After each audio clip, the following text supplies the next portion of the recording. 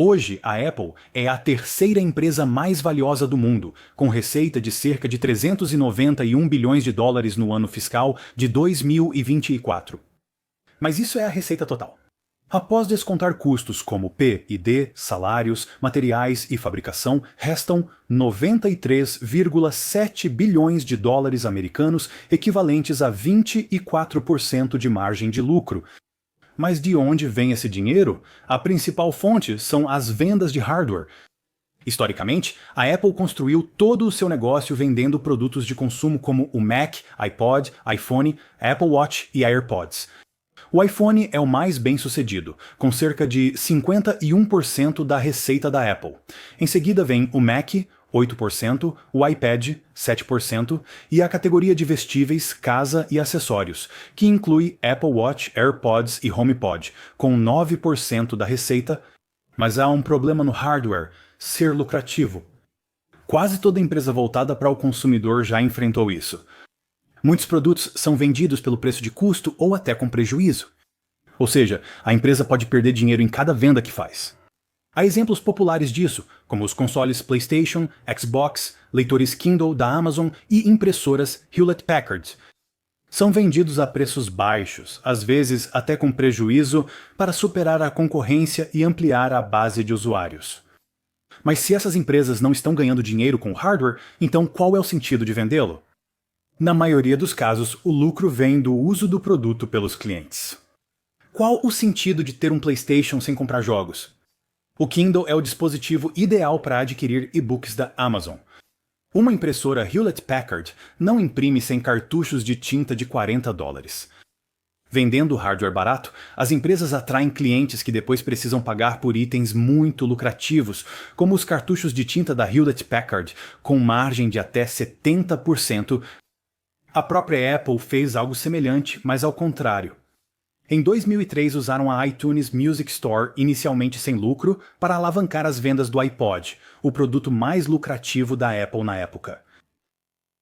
O iTunes passou a gerar lucro após cerca de 3 anos, mas o conceito de loss leader, vender com prejuízo para atrair clientes, mostra como a indústria de hardware de consumo é competitiva. Tim Cook afirmou isso ao destacar o brilhantismo estratégico de Steve Jobs. Em entrevista ao Wall Street Journal, Tim Cook afirmou: Steve era um Chief Executive Officer muito diferente. Ele era totalmente focado em produtos. Eu adorava essa visão em um ambiente onde todos estavam indo para um tipo de empresa corporativa. Ele queria redirecionar a Apple para os consumidores, e foi brilhante porque na época ninguém estava fazendo isso. Todo mundo achava que não dava para ganhar dinheiro vendendo para consumidores. Para várias empresas de hardware de computador, isso era verdade. Não havia grande diferença entre um Compaq, International Business Machines Hewlett-Packard ou Dell. Eram todas caixas de tecnologia com teclado e mouse que rodavam Windows. Isso levava os clientes a escolherem só o mais barato, reduzindo preços e margens de lucro. Por outro lado, vender para empresas significava oferecer soluções personalizadas para necessidades específicas, permitindo que as empresas de informática cobrassem mais e tivessem taxas maiores de retenção de clientes. Como a Apple conseguia lucrar vendendo a consumidores enquanto outras empresas não conseguiam? Bem, isso acontecia por causa da diferenciação dos produtos deles. A maioria dos fabricantes de PCs montava o hardware da forma mais barata, usando componentes prontos em uma grande caixa bege para conectar teclado, mouse e monitor. Como não eram empresas de software, licenciavam o Windows da Microsoft. Eles não eram varejistas, por isso vendiam computadores a preço de atacado para Best Buy ou Micro Center, que os revendiam aos clientes por um valor maior. Isso gerou problemas que a Apple queria evitar. Ao invés de caixas bege comuns, os computadores deles teriam designs marcantes, totalmente diferentes do resto do mercado. Ao invés de usar o sistema operacional comum, a Apple desenvolveu o seu próprio, otimizado para seu hardware. Em vez de deixar varejistas terceirizados venderem seus produtos, o que tentaram sem sucesso por alguns anos, eles criaram lojas próprias com suporte técnico gratuito para tranquilizar clientes interessados em migrar para a Apple, além de funcionários capacitados para fazer recomendações. Esses fatores criaram uma experiência premium única, sem igual em outras empresas. Apesar da Apple ter lucrado bem com esse modelo, fabricantes de PCs baratos como Dell e Hewlett-Packard ganharam ainda mais. Em 2005, a Apple faturou quase 14 bilhões de dólares, a Dell 40 e 9 bilhões e a Hewlett-Packard 80 e 6 bilhões. Isso se deve ao valor inerente dos computadores naquela época. PCs baratos já eram suficientes para a maioria das pessoas. Eram barulhentos, feios, com bugs e lentos, mas para internet, e-mail e apps como Word ou Excel, os PCs baratos resolviam. Além disso, dava para jogar games indisponíveis no Mac. Naquela época, a maioria via os produtos Apple como itens de luxo para quem pagava mais por aparência. Embora hoje pareça simplificação exagerada, lembre-se de que há 20 anos tudo era diferente. Naquela época só tínhamos computadores, tocadores de música e celulares. Apesar de populares, os iPods não ofereciam grandes vantagens aos usuários de Mac em relação aos de PC. O iTunes, usado para gerenciar o iPod, estava disponível para Mac e PC. Usuários das duas plataformas tinham experiência semelhante. Hoje, produtos de tecnologia têm papel maior em nossas vidas. De relógios e TVs a tablets e carros. Se a experiência entre esses dispositivos não for boa, pode causar frustrações sérias ao longo do dia. Ter Apple Televisão, Apple Watch, iPhone e MacBook oferece experiência de usuário mais fluida, com mínimas falhas e inconsistências. Hoje, clientes têm muito mais benefícios no ecossistema da Apple do que há 20 anos. Isso resultou em duas coisas. A Apple ficou mais popular por sempre otimizar bem seus produtos, plataformas e ecossistema de aplicativos. E em segundo lugar, eles conseguiram aumentar os preços, já que o valor que entregam aos clientes é maior do que nunca. Por isso, a Apple obteve grande lucro vendendo hardware, mesmo em uma das indústrias mais difíceis de lucrar. Mas não é o único jeito da Apple lucrar. Quando as vendas de hardware começaram a desacelerar em 2016, a Apple percebeu que estava atingindo a saturação do mercado, já que basicamente todo mundo que queria um iPhone ou Mac já tinha comprado um. Isso significava que eles estavam presos vendendo para sua base de usuários existente, em vez de conquistar novos clientes que estavam trocando do Android ou do Windows. Você pode pensar, a Apple faturou 217 bilhões de dólares americanos em 2016. Então quem liga se isso é 8% a menos que em 2015? Os acionistas esperam que suas ações valorizem anualmente, o que é improvável sem o crescimento contínuo da Apple. O Chief Executive Officer Tim Cook precisou buscar novas formas de lucro, lançando novos serviços em 2019 e 2020.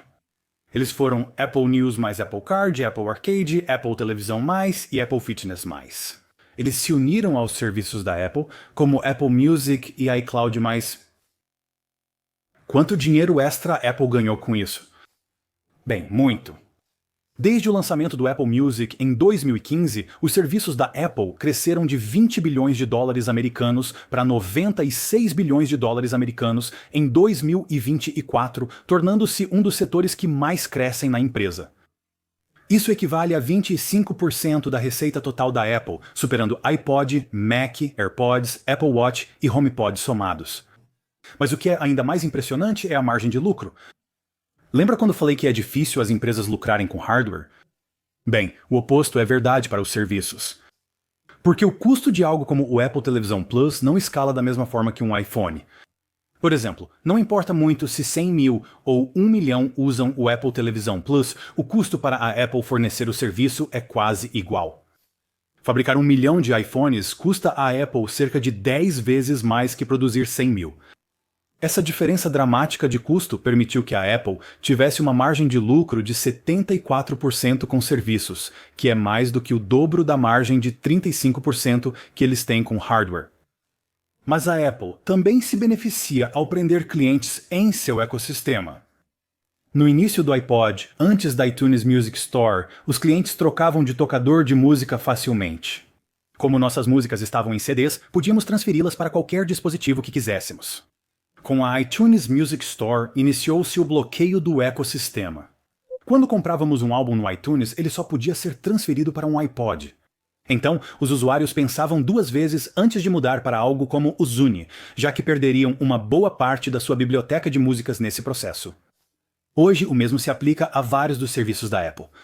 Apple News, mais Fitness, mais Pay e Arcade só estão disponíveis em dispositivos Apple.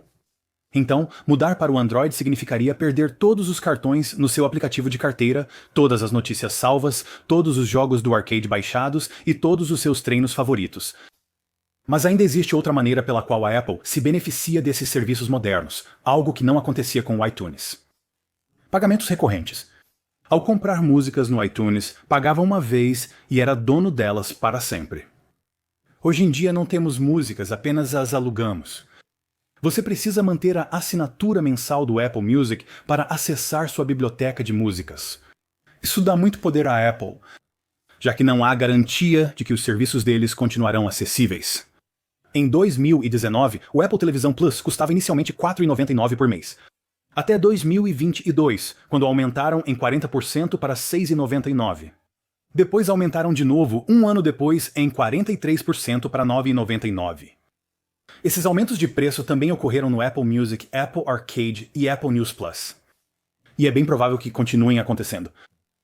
A categoria de serviços da Apple aumentou sua receita e lucros, além de manter os usuários presos ao ecossistema com assinaturas mensais contínuas.